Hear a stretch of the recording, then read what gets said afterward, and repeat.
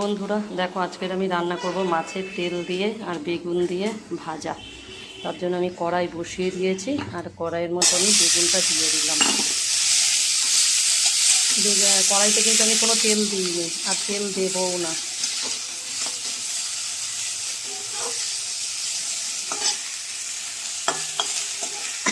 এবারে বেগুনটার মধ্যে আমি নুন আর হলুদ দেবো।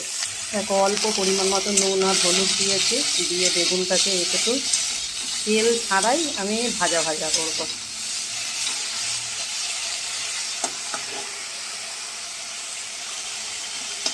একটু পরে মাছের তেলটা এর মধ্যে দেবো। একেবারে তেলটা দিয়ে দেবো।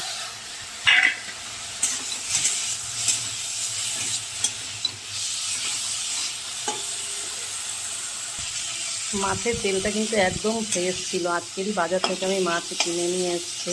রুই